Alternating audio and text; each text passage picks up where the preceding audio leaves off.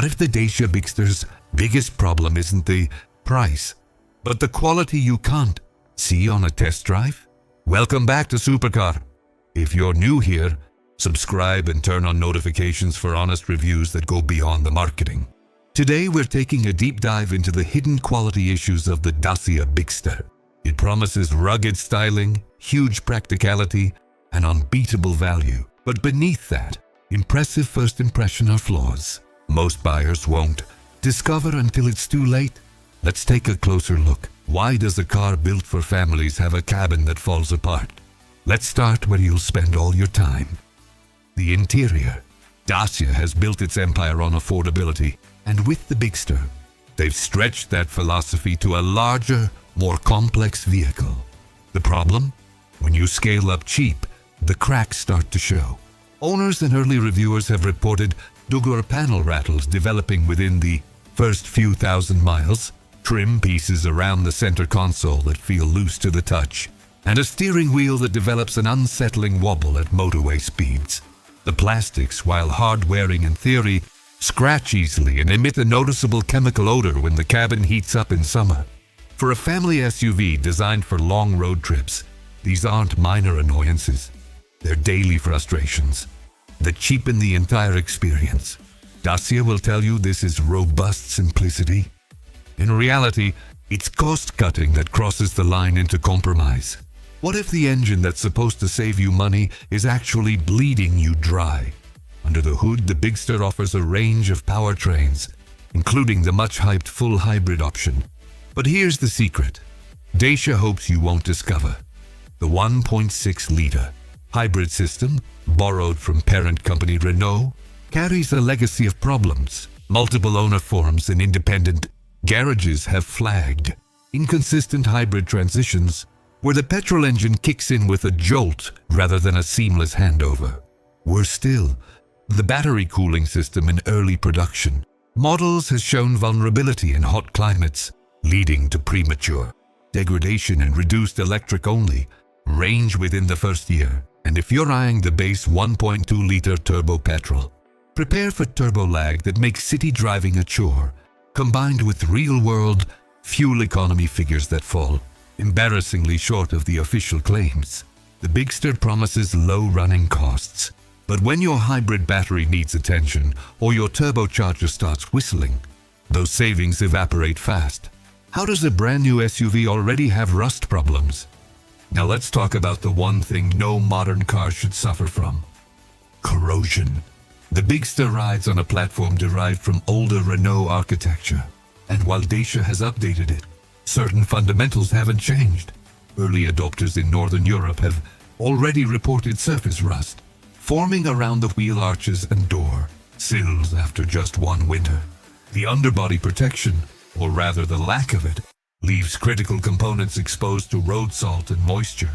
Dacia's paint quality has long been a weak point, and on the Bigster's larger panels, stone chips seem to penetrate right down to bare metal with alarming ease. Once rust takes hold in a unibody SUV, it's a battle you rarely win. For a vehicle marketed as tough and adventure-ready, the Bigster's susceptibility to corrosion is a ticking time bomb that could destroy resale value and structural integrity within 5 years. Why does the technology feel like it belongs in a car from 2015? Step inside, and the Bigster greets you with an 8-inch touchscreen that looks modern enough until you try to use it. The Infotainment system, a reskinned version of Renault's older software, is sluggish, prone to freezing, and lacks the intuitive layout of virtually every competitor. Apple CarPlay and Android Auto are present, but connection drops are common, forcing you to reboot the system mid-journey. The digital instrument cluster, available on higher trims, suffers from poor contrast in direct sunlight and a refresh rate that makes the speedometer feel disconnected from reality. And the advanced driver assistance systems? The lane keeping assist is overly aggressive. The adaptive cruise control brakes too late. And the parking sensors have a habit of screaming at obstacles that don't exist. In an era where even budget brands are delivering polished tech, the Bigster's systems feel like an afterthought, frustrating to live with, and potentially dangerous when you need them most. What happens when your affordable SUV becomes the mechanic's best friend? Reliability is where the Bigster's value proposition truly unravels. While long-term data is still emerging, the shared DNA with Renault models gives us a clear warning. The dual-clutch automatic transmission, paired with the hybrid system, has already triggered service campaigns for jerky shifting and premature clutch wear. Electrical issues are piling up, from failing window regulators to central locking, systems that randomly unlock themselves. And because Dacia operates on thinner profit margins, dealer networks are often under-resourced, meaning warranty repairs take longer and parts availability can be frustrating. The Bigster might be cheap to buy, but when you're on first-name terms with your local garage and your car spends more time on a lift than your driveway, that initial saving starts to look like a very expensive mistake. Is the Bigster actually a good deal or just a cheap trap? So where does this leave us? The Dacia Bigster is undeniably spacious, undeniably bold, and undeniably cheap. But the secret quality issues we've uncovered, the brittle interior, the problematic powertrains, the rust vulnerability, the dated technology, and the looming reliability, concerns paint a picture of a vehicle that asks you to sacrifice too much for that low price tag. In 2026, the competition has caught up. Brands like Kia, Hyundai, and even MG are offering similarly priced SUVs with better build quality, superior warranties, and technology that actually works.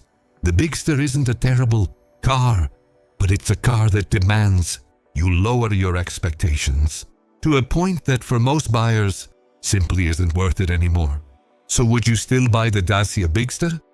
Or has this deep dive changed your mind? Drop your thoughts in the comments below. I read every single one. If you found this video valuable, smash that like button and share it with anyone considering this SUV. And if you haven't already, subscribe to Supercar and hit the notification bell, because next week we're exposing the hidden flaws of another so-called budget hero. Until then, drive safe and drive informed.